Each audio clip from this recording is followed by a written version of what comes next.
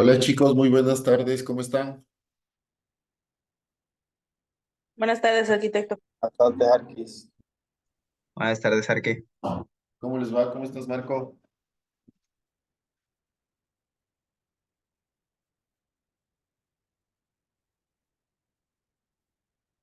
Bueno, primero, pidiéndoles disculpas del día sábado, no pude acudir. Les cuento que cambié de trabajo, ahora soy director de construcciones de la empresa de obras públicas de aquí de Quito. Es decir, estoy encargado de un montón de cosas aquí y les pido mil disculpas por no haber podido acudir a Santo Domingo. Haré todo lo posible para poder ir este fin de semana. Les comento que sí se me está complicando en cuanto a otras cuestiones laborales que tenía, no solo de la universidad, sino yo tenía mis obritas particulares, pero se me está complicando y más bien les pido mil disculpas por no haber podido ir. Bueno, les cuento bueno, la vida me sonrió. Soy el director de construcciones de la gerencia de administración de áreas verdes aquí en Quito. Y sí se me está complicando un poco. Pero bueno, empecemos. ¿Cómo están, chicos? ¿Cómo les ha ido? Chicos, ¿están ahí? ¿Todo bien, Arqui? Bueno.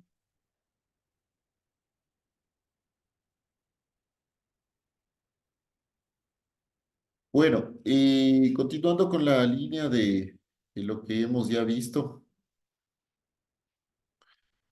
Hoy vamos a ver todo lo que es referente a arquitectura española, arquitectura del barroco español, ¿sí?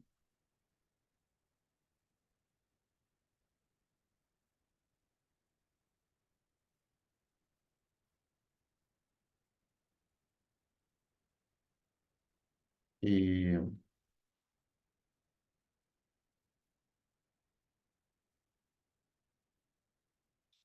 ok. Bueno, empecemos. Déjenme solo, me organizo mi escritorio un ratito y empezamos.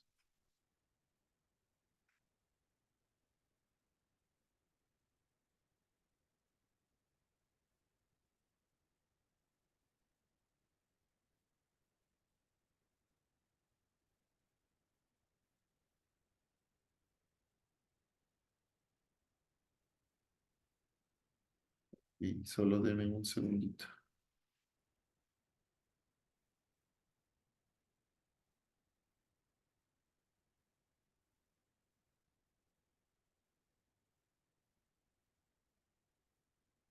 Bueno, les cuento que soy director de construcciones de acá en Quito.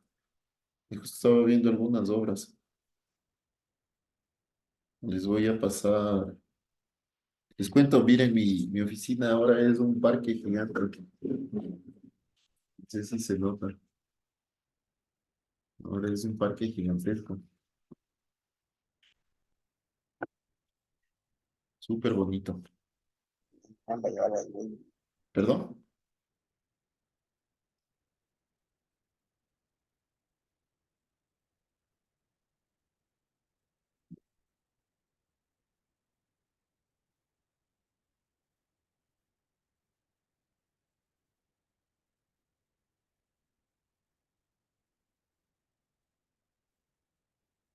A ver, solo denme un segundito.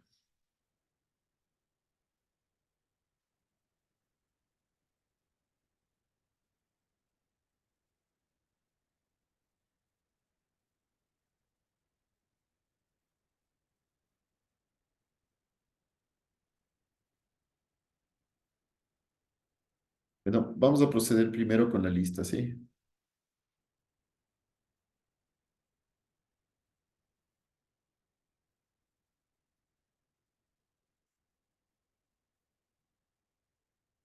Ok, Elian, ¿estás aquí? Presente. Javier, ¿estás acá? Presente, profe. Melanie, Melanie Delgado, Presente. Mateo, Doménica, Presente. Carlos, Presente. Paul, Presente, profe. Elsa, Presente. Camila, Presente. Jennifer,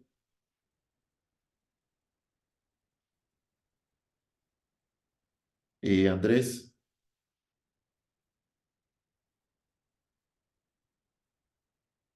a ver si saben poner en el chat.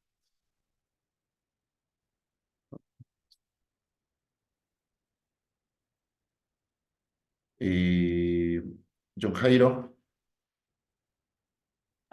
Arquitecto, dígame, Jairo no tiene cómo conectarse, por eso no está unido a la clase. ¿qué le pasó? Tuvo un incidente con el celular, que es por donde se conectaba a la clase, entonces por eso no está conectado. Sí, Claro. bueno. Eh,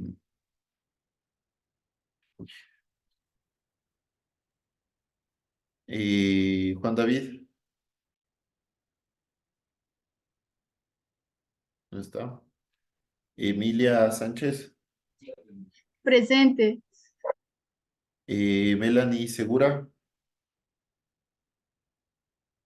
Valeria, Marco, a Marco sí le vi. Presente, Arqui. Estoy aquí, Valeria. Y Lisette. Ok. Estamos 11 personas. 13. Arquitecto, disculpe, yo recién me pude conectar, soy Mateo Garcés. Ah, ok. Disculpa, Mateo, ahorita te pongo. Ya, entonces ahí estamos completos. Bueno, chicos, continuando con la clase. eh, Como les decía, hoy vamos a ver el barroco español. Bueno, sí. Hoy vamos a ver el barroco español. Sí. Bueno, en cuestión del barroco ya hemos visto algunas cosas. Hemos,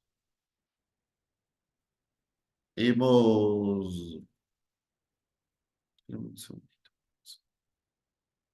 No me corre la presentación. Solo denme un segundo.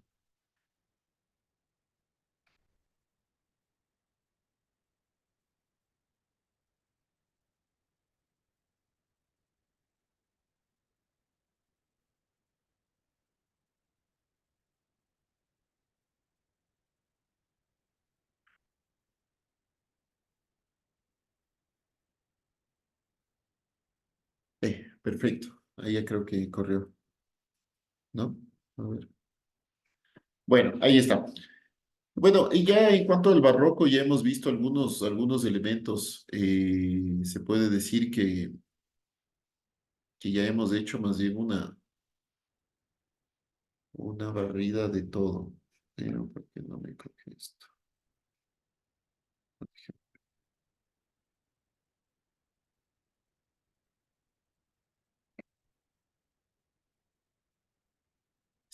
Ya.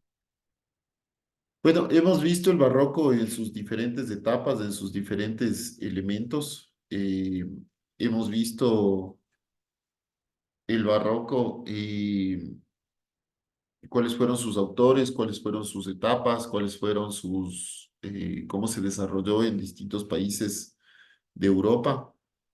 Ahora vamos a ver específicamente sobre el barroco español. ¿Por qué nos interesa esto del barroco español? Porque es lo que básicamente vino hacia América Latina. El barroco español se desarrolló en España y posteriormente viene a América Latina a conformarse como una arquitectura autóctona de las colonias españolas. Y el barroco español, además, que da mucha influencia a lo que sucede aquí con la arquitectura colonial, con lo que sucede posteriormente, que es realmente hermoso, que es la arquitectura colonial, lo que tenemos o lo que existió en nuestras colonias. Sí. Entonces, el barroco español es un estilo esencialmente regionalista, es decir, ¿qué quiere decir esto? Es que se desarrolló básicamente en España. España es una península bueno, aquí está, estoy con, es una península de Europa, ¿no? Uy, qué feo que digo. Es una península de Europa, es más o menos así, ¿no? Y aquí tenemos a Portugal y aquí tenemos a Marruecos. Esto es España. Entonces, España, toda esta área, el barroco se dio con un estilo muy regionalista, muy dedicado, muy distinto, digamos, a los otros países de Europa. Aunque tiene patrones muy universales, que es el ornamento, que es la utilización de los elementos arquitectónicos, eh, y también se dice que es regionalista porque el barroco no es lo mismo el barroco castellano que el barroco andaluz, que el barroco gallego. Es decir, el barroco en España tenía su propia personalidad. La primera mitad del siglo XVII constituyó el inicio de la arquitectura barroca en España y está muy vinculado a lo que hizo Juan de Herrera.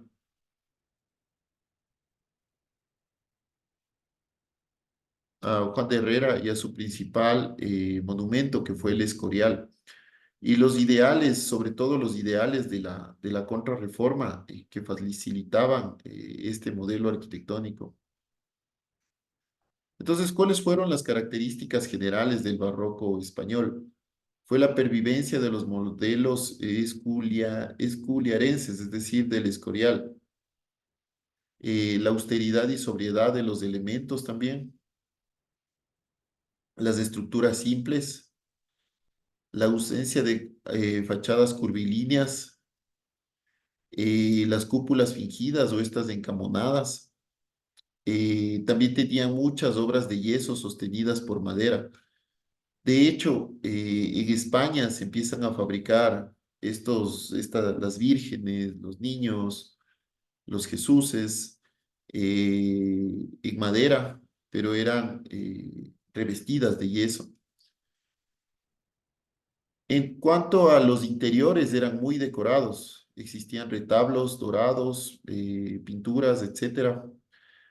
Se divide también en tres etapas. La primera mitad del siglo XVII, los años centrales del siglo XVII y la transición al siglo XVIII. Esta transición al siglo XVIII es lo que llega hacia las Américas, ¿no? ¿Por qué se habla que es o tiene una prevalencia de modelos esculiarenses? Porque si bien es cierto, en España se da el Escorial o construye Herrera el Escorial, pero se mantienen esos elementos y hasta muy entrado el siglo XVII se mantenían mucho los vestigios de la arquitectura herreriana, sobre todo la ornamentación austera y ubicada en sectores principales, lo que hacía una ornamentación mucho más flexible.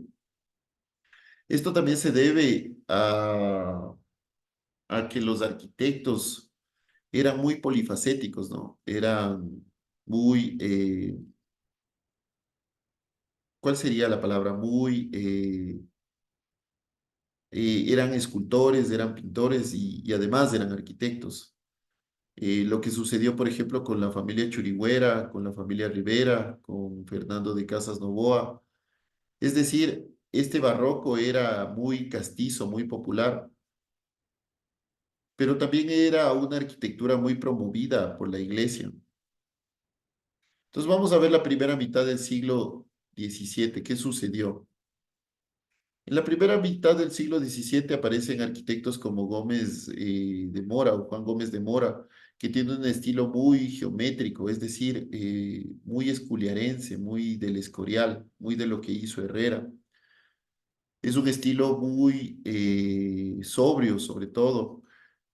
Utiliza mucho las pilastras e impostas y hay una división superficie en recuadros con claros y oscuros. Los pórticos con arcos, eh, los vestíbulos exteriores, estos vestíbulos que se formaban. Por ejemplo, en Madrid se utiliza mucho el ladrillo, el granito, los chapiteles de pizarra y también hay mucha preocupación por los elementos urbanos, urbanísticos. Juan Gómez de Mora es uno de los primeros arquitectos del barroco español. Él hace el convento de la Encarnación, por ejemplo. Este es del Ayuntamiento de Madrid, pero él hace, por ejemplo, el convento de la Encarnación en Madrid, que es un ejemplo del purismo y de la sobriedad vinculado también al Escorial. Eh, Aunque existe aquí una aparente austeridad en cuanto a la ornamentación de elementos arquitectónicos, existen elementos que nos denotan mucho ya esta transición hacia una época barroca. Es decir, esta arquitectura o la primera mitad del siglo XVII, como se le denomina a esta etapa en cuanto a la arquitectura española, es una transición entre el Renacimiento o el Renacimiento entre la arquitectura del Escorial y el barroco español, ¿no es cierto? Tenemos otra obra, por ejemplo, la cárcel de la Corte de Madrid, que actualmente es del Ministerio de Asuntos Exteriores. Aquí, por ejemplo, se plantea crear una cárcel que termina siendo tan bonita que termina o que posteriormente se lo hizo como el ayuntamiento, perdón, como el Ministerio de Asuntos Exteriores de Madrid.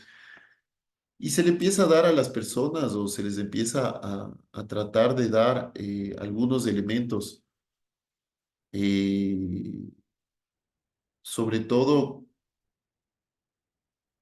sobre todo elementos que dignifiquen su vida, ¿no? Porque esto inicialmente empezó como una cárcel. Este terminó siendo un hito en cuanto a la arquitectura penitenciaria en España. Fue construido bajo las teorías penalistas de esa época. Eh, Además, existía mucho respeto hacia la persona. Esta construcción o uno de los principales elementos de esta construcción es que tenga mucha entrada de luz y de aire. ¿Qué significa esto? Que se purificaba al interior o se limpiaba mucho esto, ¿no? O sea, daba una pureza a esta arquitectura. Esta es la Plaza Mayor de Madrid. Eh, es muy parecido al ayuntamiento, ¿no? Esta es la Plaza Mayor. Es una arquitectura muy herreriana, muy del Escorial, muy parecida.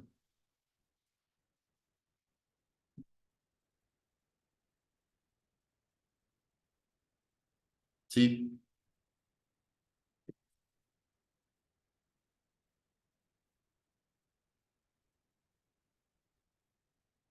Por ejemplo, estas torres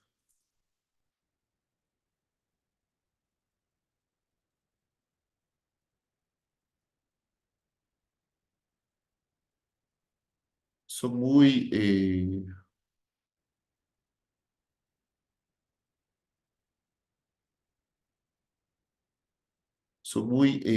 diversas, digamos. Tienen estos elementos torre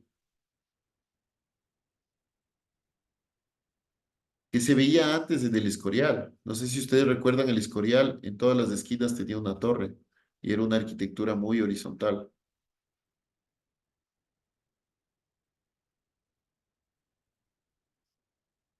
Este, por ejemplo, es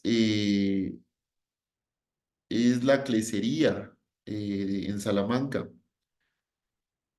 que es el edificio del Colegio del Santo Espíritu,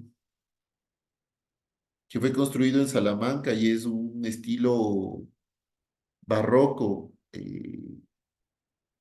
que inicialmente era un claustro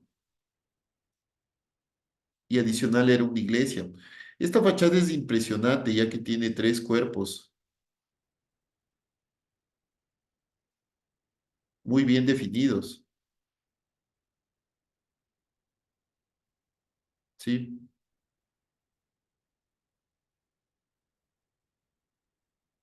Este es de otro arquitecto, de Alberto Madre de Dios. Es un arquitecto real muy vinculado a la Compañía de Jesús. De hecho, Alberto Madre de Dios era un fray, fue fray y además fue arquitecto. A él era el que hacía generalmente los altares, digamos, en las iglesias. O sea, nosotros entramos a la iglesia y al fondo está un altar. Pero posteriormente le encargan empezar a hacer la construcción de las iglesias. Eh, y este arquitecto hace o empieza a utilizar también elementos muy manieristas o muy de Miguel Ángel, digamos. Empieza a incluir estos estilos de esculturas dentro de su arquitectura. Alonso de Carbonell, este es del Palacio del Buen Retiro en Madrid. Esta es de las figuras significativas,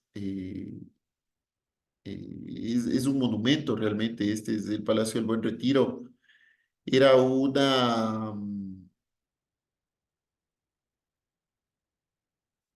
el Palacio del Buen Retiro era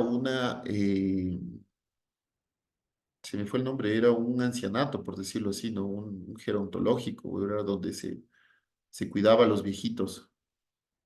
Y Alonso de Carbonell hace esta propuesta arquitectónica.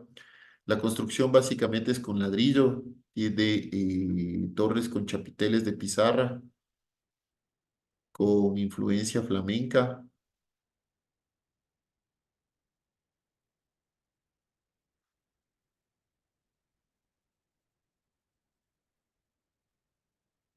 Sí.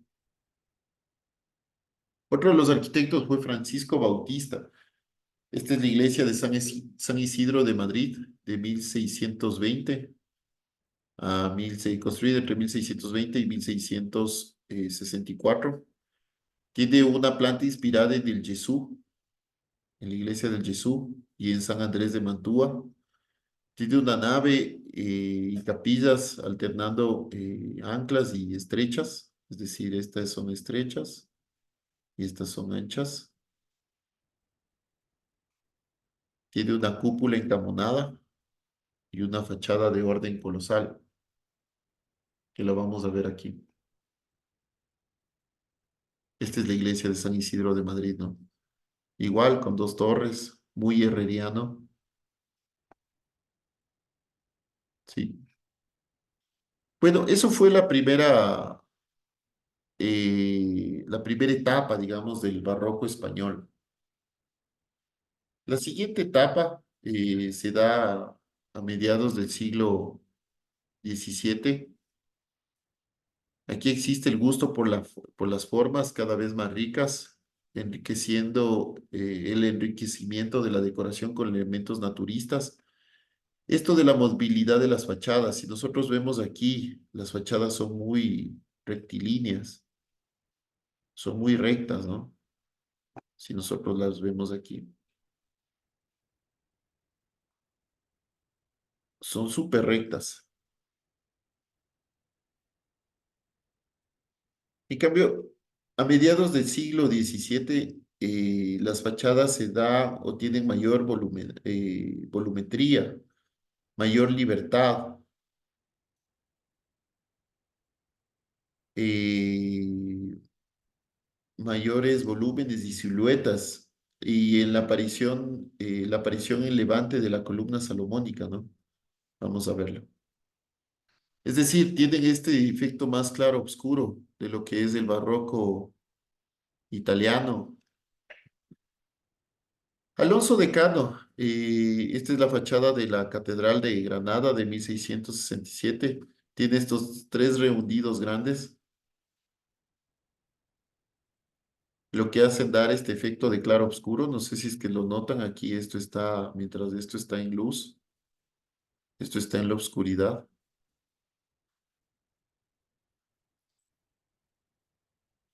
Alonso Cano, o Alonso de Cano, también es conocido.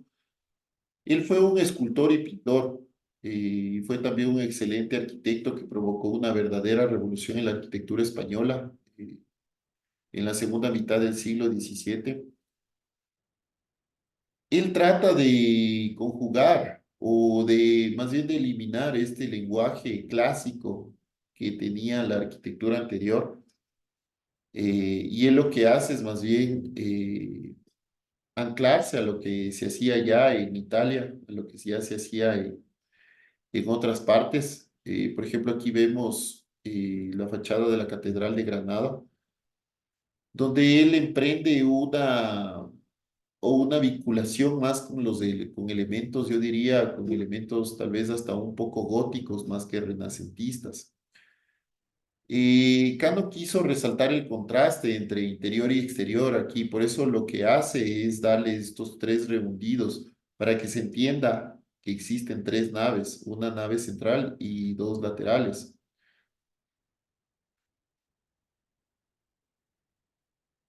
Por ejemplo, Manuel y José del Olmo eran dos hermanos. Ellos hacen la iglesia de los Comendadores de Santiago en Madrid. Tienen una planta de cruz griega y brazos acabados con exendras. Bueno, ellos eran dos hermanos, Manuel y José del Olmo, pero José del Olmo fue un arquitecto que era el hermano mayor de Manuel Olmo y quien tuvo una estrecha colaboración personal y profesional entre dos hermanos, con quien tuvieron entre sus dos hermanos una estrecha colaboración personal y profesional. Estuvieron siempre ligados a la corte real. Eh, es, es más, tuvieron cargos monárquicos como aparejadores de obras, maestros de obras reales. Siempre tuvieron cargos aristocráticos, ¿no? De hecho, ellos construían juntos, pero el uno se especializaba en un elemento y el otro en otro elemento. Y bueno, ahora lo que nos conlleva esta clase, la transición al siglo XVIII. Realmente esto es lo más importante, yo diría, dentro de las tres etapas del barroco español.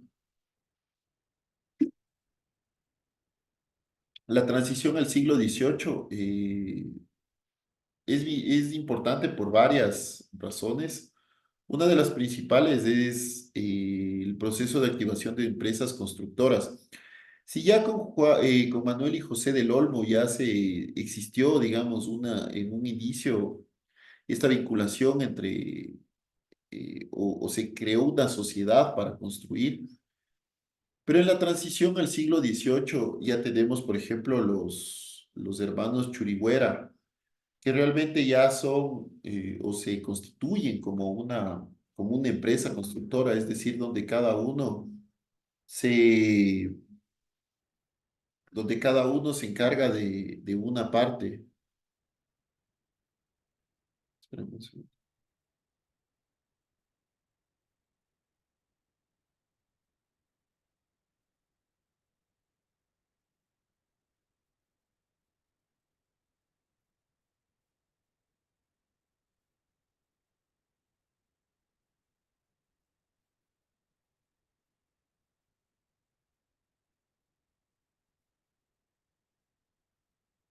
Disculpe un segundo.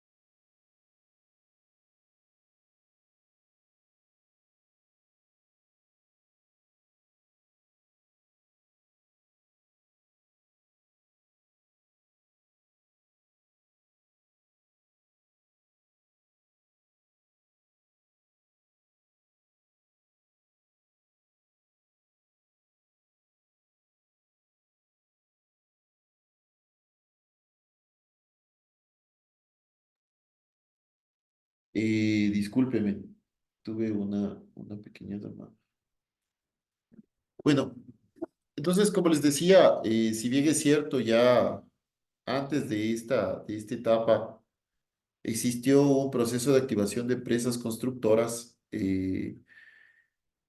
o una sociedad, digamos, de empresas constructoras, y ya en esta etapa o en esta época es donde se afirman, digamos, se vinculan más entre constructores y se genera una sinergia más fuerte.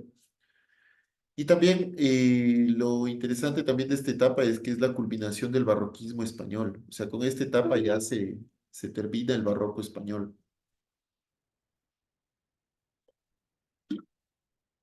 La familia Churigüera es una familia de arquitectos que se convirtió en el estandarte del barroco español.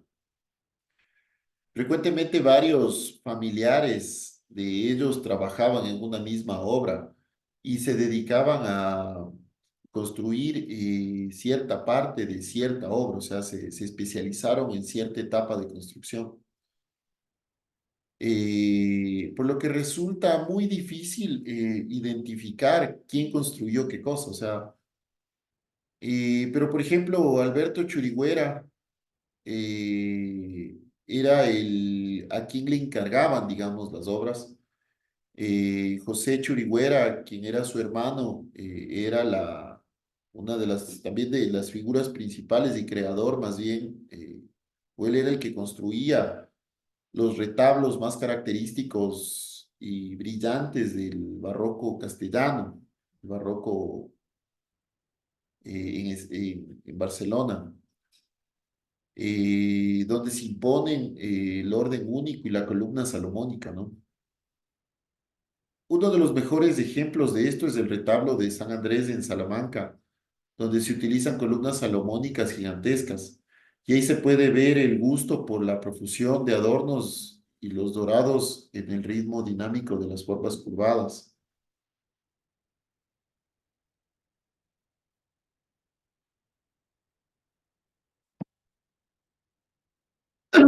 Perdón.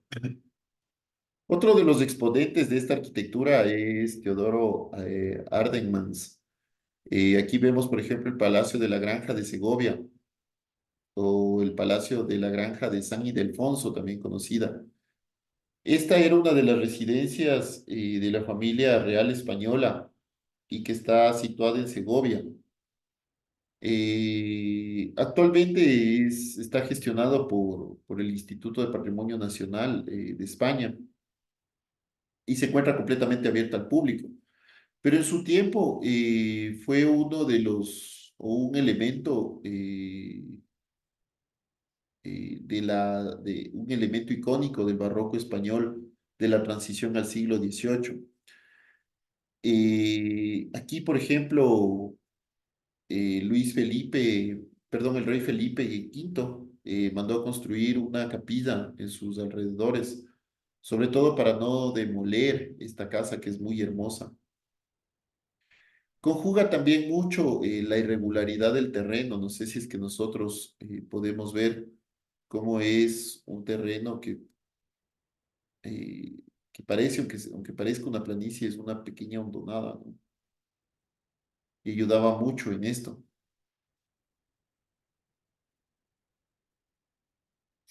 Otra de las obras de la transición al siglo XVIII es el Palacio de la Granja de Segovia. Tiene un tono más íntimo y reservado, tiene unos maravillosos jardines, ya tomando en cuenta el ejemplo que se hizo en Versalles, tiene trazado muy geométrico, un geométrico muy francés. Igual es un parque, se le denomina como un parque natural inglés y realza, perdón, la gran fachada del palacio, ¿no? No sé si ustedes ven aquí, es una persona que realmente tiene un eje visual directo hacia la fachada del palacio. Y Luis XIV, el rey Sol, quien construyó el Palacio de Versalles, tuvo un nieto,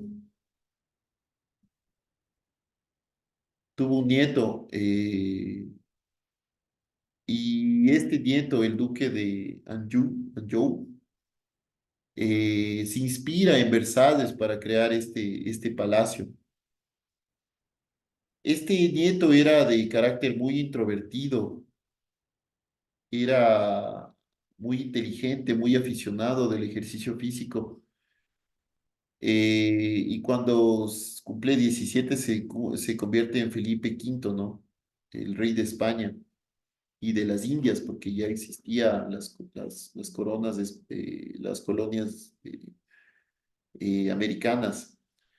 Este monarca frecuentaba mucho Versalles y se inspira y le gusta mucho Versalles. De hecho, Felipe V nace en Versalles y se enamoraba mucho de su paisaje, de la riqueza, de la zona, y manda a levantar este palacio eh, en la ermita de San Ildefonso y por eso se llama el Palacio de la Granja de Segovia o de San Ildefonso. Aunque también es muy inspirado en el Escorial, ¿no? Es muy inspirado en el Escorial, pero termina también eh, inspirándose en Versalles o en lo que existía en Versalles. Aquí también tenemos otros estilos, otros elementos, por ejemplo, los puentes. Este es de Pedro Rivera, quien tenía una fuerte personalidad, una imaginación desbordada. Estos elementos, o crea estos elementos característicos, el grueso baquetón y el quebrado. Pedro de Rivera era el arquitecto municipal de Madrid, o quien creaba estos elementos para Madrid, para el ayuntamiento. Rivera aquí recoge todos los elementos ornamentales del vocabulario churigüeresco y los articula con elementos propios, ¿no? Por ejemplo, esto es muy churigüeresco, es una arquitectura churigüeresca. Aunque Rivera tampoco es que solo se limita al aspecto decorativo, sino también posee un gran sentido del espacio y de las esculturas internas. Este este puente, que entiendo hasta ahora existe, el puente de Toledo en Madrid, es muy conocido, tiene, por ejemplo, un mirador o espacios de descanso. Es decir, no solo fue propuesto como un puente, sino fue creado dentro de una arquitectura. Pedro de Rivera también crea la fachada del Hospicio de Madrid, que actualmente es el museo de la ciudad. Y en esta fachada crea líneas muy sobrias, con mucha decoración, donde Rivera da mucha rienda suelta a su capacidad creativa, ¿no? Narciso Tomé es otro de los arquitectos. Él crea una obra muy escenográfica. No sé si es que ustedes se van dando cuenta cómo cada vez existe más ornamentación dentro de esta arquitectura barroca. Por ejemplo, con lo que hicieron los Churigüera, ya se va viendo esta profusión en la ornamentación, ¿no? Aunque no es tan tupida como el barroco italiano, pero ya se va adornando mucho más la arquitectura. Entonces, con Narciso Tomé, él empieza a crear estas obras escenográficas, de esta arquitectura, escultura y pintura. Él empieza a darle mucha importancia a la luz, a la riqueza de los materiales. Narciso Tomé, si bien es cierto, es arquitecto, pero sobre todo era escultor y representa o representaba, digamos, una vinculación muy estrecha entre la escultura, la pintura, la arquitectura, es decir, las tres artes plásticas, y quedan integradas en un solo lenguaje expresivo que mezcla, digamos, la fantasía con los materiales, con el mármol, con el bronce, con el oro, y le da un efecto muy lumínico. El siguiente arquitecto que vamos a ver es Jaime Bort. Él crea, por ejemplo, la fachada de la Catedral de Murcia, que es una concepción muy cóncava, ¿no? Aquí vemos, súper cóncava esta concepción. Eh, Tiene una ordenación pre-neoclásica y elementos decorativos tipo rococó ya al interior. Jaime Bort es un arquitecto que muy frecuentemente pasa a la línea de escultor también. Él trabaja también, Jaime Bort trabaja con su hermano Vicente, con quien compartió muchos trabajos estrechamente. Conrado Rudolfo, eh, o también conocido como Conrado Rudolf, él es de origen alemán. Y él crea la fachada de la Catedral de Valencia. Tiene mucha influencia en Borromini por la planta cóncava.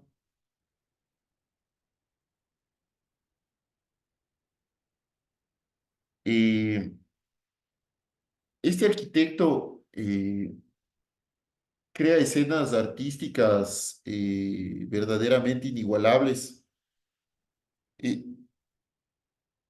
Ejemplifica, digamos, una creencia muy divulgada que considera que en épocas de crisis el ingenio tiene que ser agudo o tiene que ser una forma excepcional de salir de la crisis. ¿Por qué se dice esto? Porque en esta época entran o se entra en una crisis económica, en una grave crisis económica. Y él, del afán de fingir un lujo, una suntuosidad, crea esta iglesia y con su enorme talento utiliza materiales que no eran bien vistos, digamos, para la época, pero les da un realce inigualable, ¿no?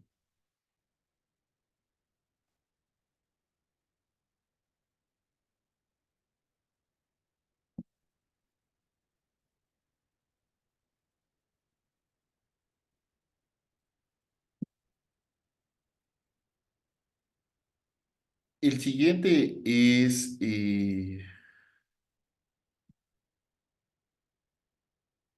Francisco, eh, perdón, Leonardo Figueroa. Leonardo Figueroa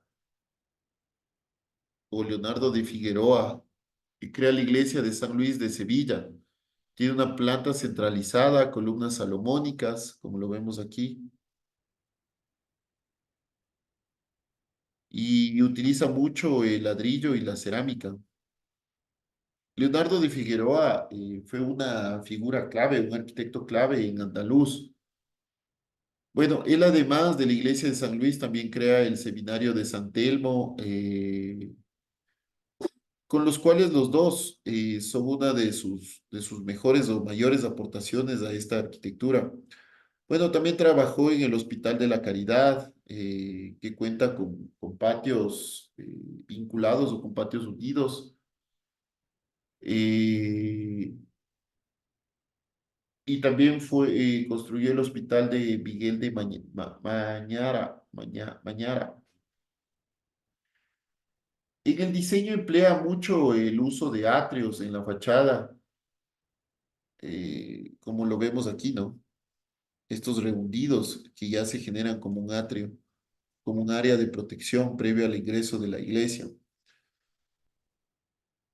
Otro de los arquitectos es Francisco Hurtado Izquierdo, que crea el Santuario de la Cartujana en Granada, que es algo muy hermoso. Esto es arquitectura ya muy barroca, digamos. No sé si ustedes se van fijando cómo cada vez existe mayor profusión dentro de la ornamentación de esta arquitectura. Francisco Hurtado Izquierdo fue uno de los artistas más destacados del barroco español. Fue un maestro mayor, digamos, y él es el autor de obras tan emblemáticas como el Sagrario de la Cartujana, el Paular. Él renovó el lenguaje arquitectónico y la ornamentación barroca en Córdoba y en Granada. Sus edificios se hacen patente al gusto por las plantas centrales, en las que hace gala de su dominio en la combinación de mármoles y de yeserías. Él empieza también a tapizar los muros, ¿no? Él empieza a darle tapiz o un recubrimiento en tela. A Francisco Hurtado Izquierdo le conocían como el arquitecto de los retablos, porque caracterizaba muy bien o tenía unos retablos muy interesantes, digamos. Utilizaba mucho esto de la hoja de acanto, la carnosa, la rizada, y tiene unas propuestas de arquitectura en andaluz que incluye también elementos muy orientales. El siguiente arquitecto es Vicente Acero. Ah, lo que les quería decir también aquí, no sé si es que ustedes se fijan en esto y han conocido las iglesias de Quito, son muy, o nuestras iglesias son muy vinculadas a este arte, son bastante parecidas a lo que se hacía en esa época, ¿no?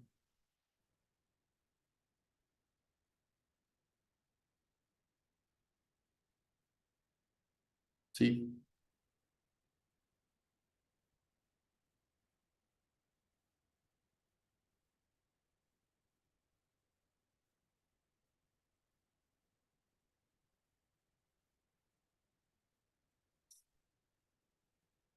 El siguiente arquitecto es Vicente Acero. Él crea o construye la Catedral de Cádiz, que es la última catedral española y es inspirada en la Catedral de Granada. Vicente Acero y Acervo era un arquitecto, también escultor, que proyecta la catedral o la nueva catedral de la ciudad de Granada, eh, y empieza a incluir elementos que no iban, digamos, con la arquitectura barroca. Por ejemplo, esto de separar las torres no es tan barroco, digamos, pero su proyecto trata más bien de armonizar entre lo tradicional y darle una nueva modernidad. Es decir, él empieza a generar sus propios espacios. Y él adopta estos elementos, ¿no? Dentro de sus proyectos, esta separación o estos encuentros entre la nave principal o el ingreso a la nave principal y unas torres laterales.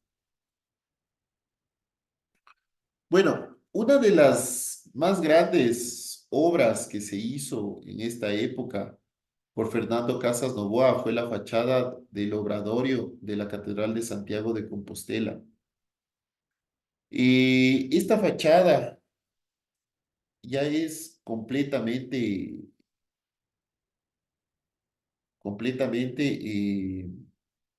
decorada. Y esta obra es la mejor o mayor representación del barroco español. Si nosotros nos fijamos mucho en esta obra o en este proyecto, eh, existen elementos que conjugan mucho con lo que se hizo aquí en América, ¿no? Y bueno, y es una de las, no sé si es una de las o la mayor representación, bueno, tal vez con lo que hizo Filippo Juvara, y posiblemente sea una de las mayores o de los mayores exponentes de este barroco o de esta tercera etapa del barroco español. Cabe indicar que esta iglesia se desenvuelve en varios planos que hacen que las tres torres queden atrás, digamos, ¿no? Tiene tres planos muy definidos. Perdón, el primero, el segundo con las torres y el tercero, ¿no? Con los campanarios. Y se concibe básicamente el ingreso como un retablo, es decir, es un retablo básicamente, ¿no? En la fachada.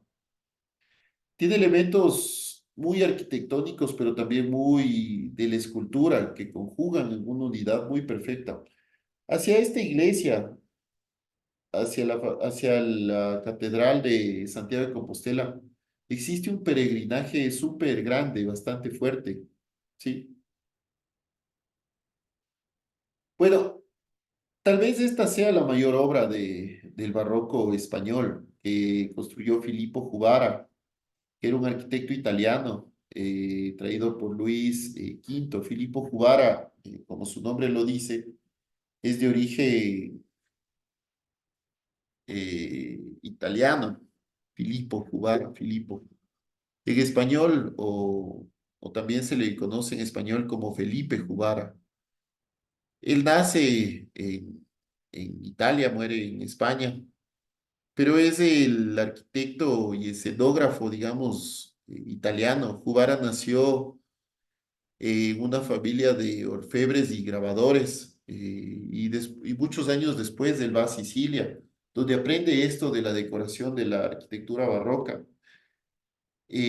Posteriormente le conoce Felipe V y es llevado hacia España. Él aprende o él tiene como maestros a Carlo y a Francesco Fontana, que eran dos hermanos.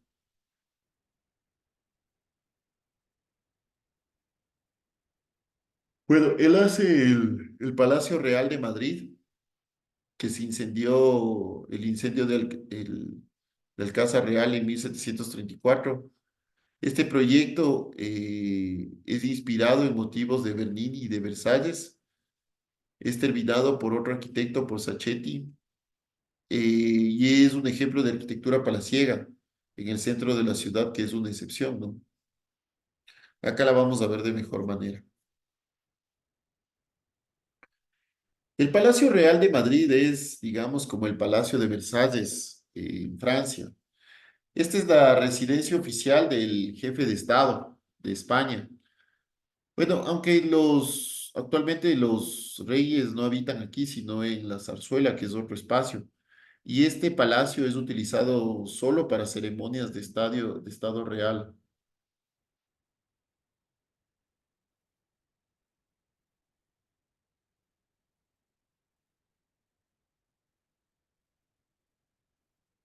y lo vamos a ver de mejor manera también. Este palacio tiene una extensión de 135.000 metros cuadrados y 3.418 habitaciones. Es decir, es un palacio realmente gigante. Es casi el doble del palacio de Buckingham, que es el palacio, el Versalles, digamos, inglés, en Londres. O igual, casi el doble del palacio de Versalles. Es el palacio más grande de Europa occidental, es decir, de Europa desde Alemania hacia Portugal. Y es uno de los más grandes del mundo y alberga un valioso patrimonio histórico y artístico, destacando el conjunto de instrumentos musicales conocidos como Stradivarius platinos y la colección de otros elementos como pinturas, esculturas, tapicerías. La sala de estado y las colecciones artísticas están abiertas a la visita, pero siempre solo en actos oficiales, ¿no? Acá vamos a ver una planta del palacio. Es realmente gigante, es impresionante.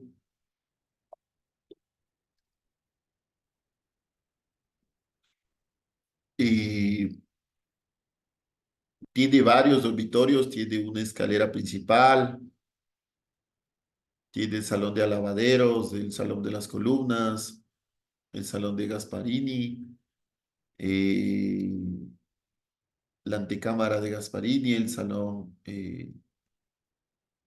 perdón, la saleta de Gasparini, el salón de Carlos III, el salón de porcelana, el salón amarillo, el comedor, bueno, en fin, tiene un montón de cosas. Tiene el salón de los espejos, el salón de las tapicerías, el salón de armas, la cámara, la antecámara. Es decir, este palacio es realmente gigante. ¿Qué tal si le buscamos en el Google Earth? En el Google Earth.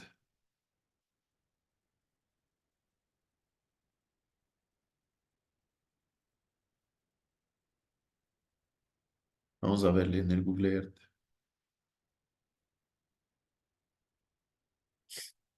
El Palacio Real de Madrid.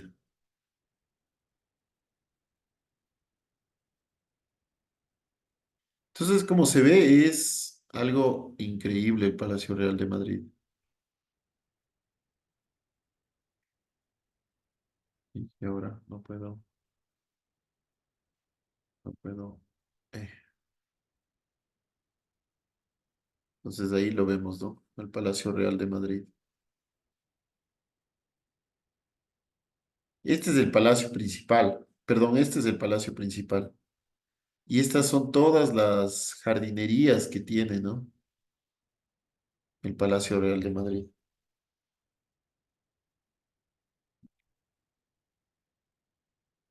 Bueno,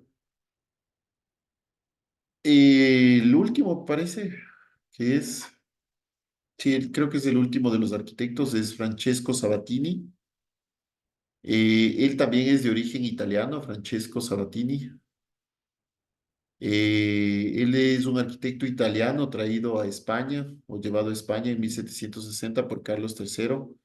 Él construye el Palacio de Aranjuez en Madrid y realiza la ampliación y también la ampliación del palacio.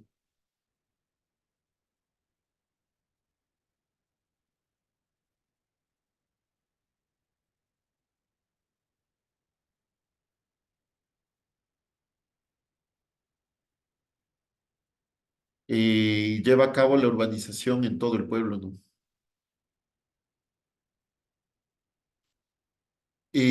Sabatini o Francesco Sabatini, más conocido como Francisco Sabatini en España. Eh, Él nace en Italia, en Nápoles, y o se crea o se forma como un arquitecto militar. Estos arquitectos que construían fuertes, que construían elementos para guerras.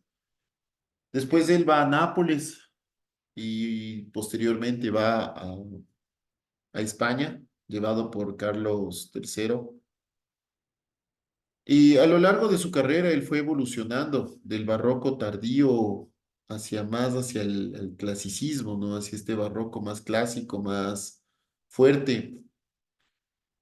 Y él aprende la racionalidad y el rigor constructivo y formal. Su formación de arquitectura militar marca mucho esta austeridad, esta, marca mucho esta necesidad de ya no ir decorando tanto. Eh, Lleva a cabo muchos elementos constructivos a los que puede imprimir un orden compositivo. Su primer trabajo fue, o su primer trabajo grande, es en el conjunto Pasterum, eh, que se convirtió en uno de los elementos más importantes dentro de la corte española. Pero también aquí él prima la sobriedad clásica griega y empieza a retomar estos elementos, ¿no? Estos elementos clásicos. Aquí vemos otra imagen del Palacio Real de Armas o la Plaza Real de Armas de Francisco o Francesco Sabatini. Y aquí se puede ver o uno se puede dar cuenta ya casi que la eliminación, ¿no? De estos elementos decorativos y llamativos. Aquí, por ejemplo, se ven los jardines. Bueno, Sabatini sustituye a Sacchetti en la construcción del Palacio Real, los jardines anexos al Palacio Real de Madrid, que es un estilo geométrico francés, ¿no? Muy francés, muy de Versalles. Estos jardines fueron construidos en 1930 tras la proclamación de la Segunda República en Francia y tienen algunos elementos reales como caballerizas, bueno, algunos de estos elementos,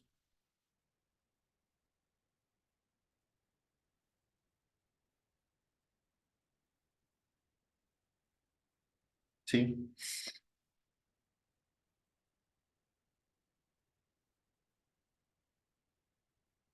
Chicos, solo espérenme un segundito, por favor.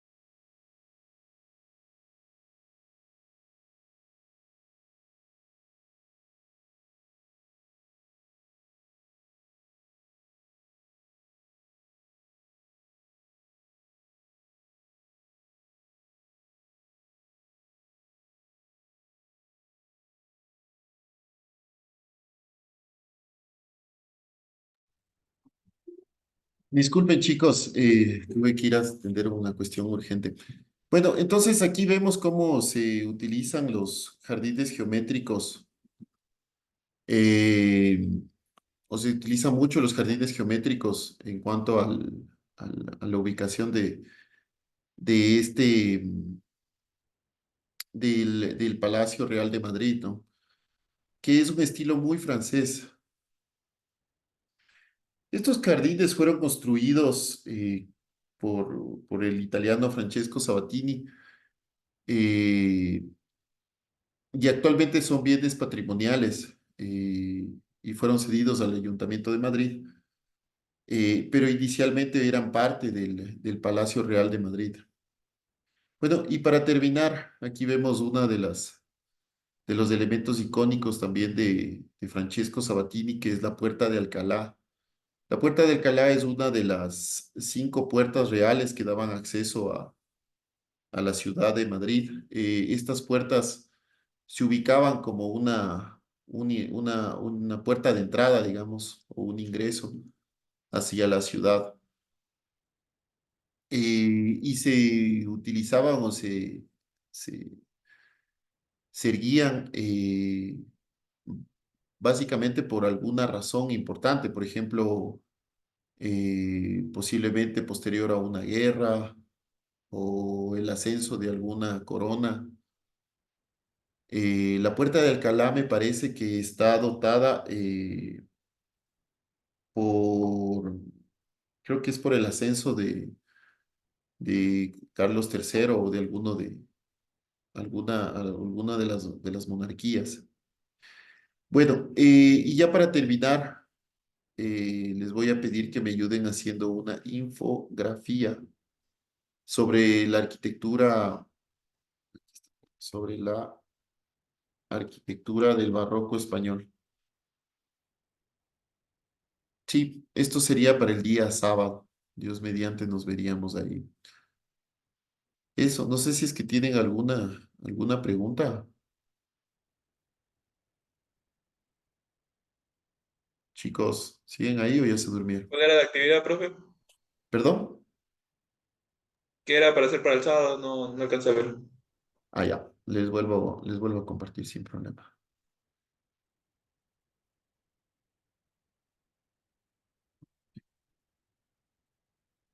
No sé si la señorita presidente me puede dar haciendo una captura de pantalla, por favor, para enviarles a sus compañeros.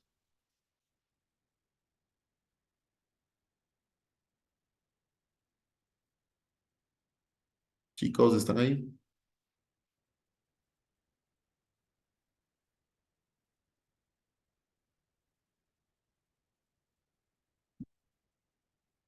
Chicos. Profe, ¿y el ensayo es para la siguiente clase? No, eso ya vamos a conversar. Ayúdame con haciendo la infografía, eso tengo que explicarles bien. Entonces ya no hacemos el ensayo. Sí, o sea, adelántenlo. Sería bueno que ya lleven algunas correcciones.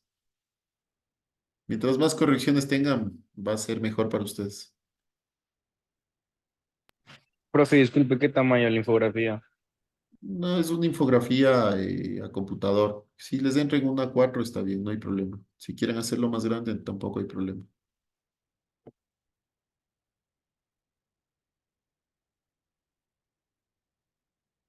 No sé si tienen alguna pregunta, chicos. Sí, profe, y los otros links de los drive para subir la infografía y el Sí, mapa conceptual. a la señorita presidenta que por favor me ayude haciéndome acuerdo. Ya les voy a crear el enlace en el Drive. Discúlpenme, les comento que no he tenido tanto tiempo como el que quisiera, pero de esta semana no pasa. Sí, por favor. Yo ya les envío el enlace para los drives. No sé si tienen alguna otra pregunta. Es Había, que me está parece, en la lista. perdón. Me puse en la lista. ¿Y quién eres? Troya. Ok, déjame, ahorita te pongo. Valeria Troya. Sí. Sí, sí estás en la lista. Ah, ya, gracias. Ah, bueno, de nada. Bueno, chicos, entonces sin más que decirles. Ah, y lo que les iba a decir, habían dos personas que no sé si eran de ustedes o del otro curso que todavía faltaban exponer. No sé si es que lo hacemos este sábado, por favor. Sí. Vale, Lisette, no sé si estás en la lista, déjame ver. No, no estás en la lista ahorita tampoco. Ok, no sé si tienen alguna otra consulta, alguna otra inquietud, chicos.